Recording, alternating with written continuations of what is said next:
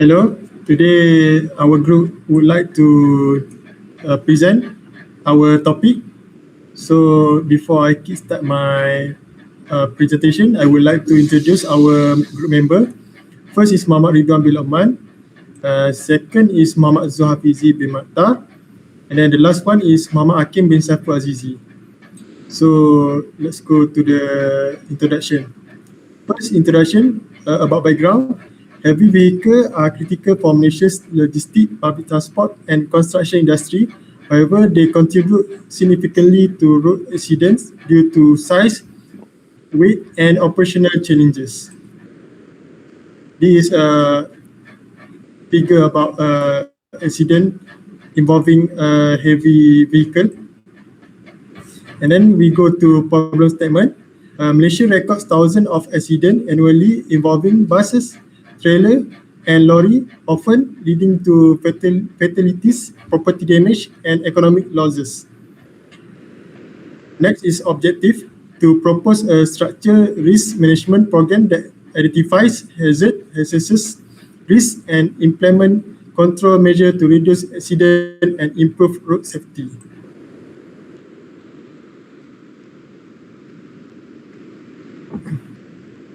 And then risk identification.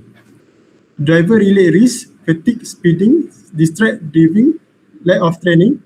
Vehicle-related risk, poor maintenance, brake fail, tire blowout, overloaded cargo.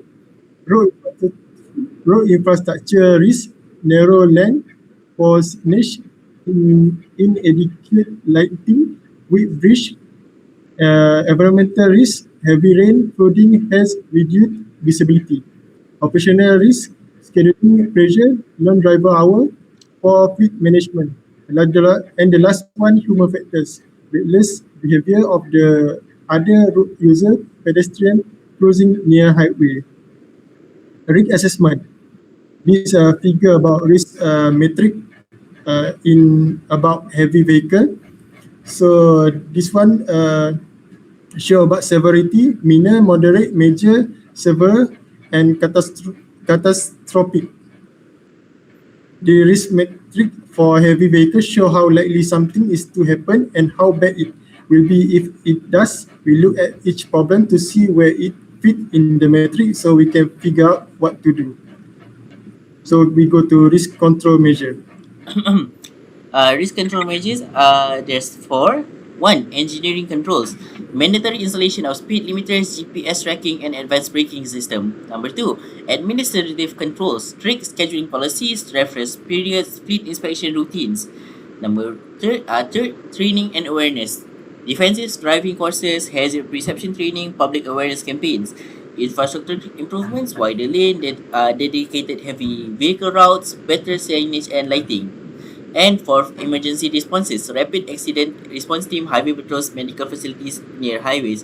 All of this is to lower the risk of a catastrophic incident happening and ways to counter it if it does happen. Fifth, legal and regulatory framework. 1. Road Transport Act 1987 governs licensing, vehicle standards, and road safety enforcement. 2. Commercial Vehicle Licensing Board (CVLB) regulates permits and operational compliances. OSHA, or Occupational Safety and Health Act, ensures workplace safety, including transport operations. International standard, adoption of ASEAN and UN's road safety guidelines. And lastly, penalties and enforcement. Heavier fines for overloading, stricter enforcement of speed limits. Hello, my name is Muhammad Zafizi. My unit number is B1321310188. I want to present about my part is implementations. I have a 5 page. Page 1 is hazard identifications, workshop with stakeholder, government, transportations, companies and NGOs. Page 2 is a pilot program for GPS monitoring and drive detection system. Page number 3 is a nationwide rollout of safety technologies and stricted enforcement. Page number 4 is a continuous training and certification program for drivers. The last page is page number 5, public awareness campaigns targeting both heavy vehicle operator and general road user. Next is monitoring and evaluations. Key performance is indicator, KPI, reduction is accident rates, fatalities, and property damage. Next is data collections, accident statistics, traffic flow analysis, driver performance records. Next is audits, inspections, audit and inspections, regular fleet audits, roadside inspections, complaints checks. Next is feedback loops, stakeholder meeting, driving feedback, community reports. The last is a continuous improvements, updated policy based on the new risks and technologies. The lastly is conclusions. Heavy vehicles and important to Malaysian economies. However, they can be very dangerous.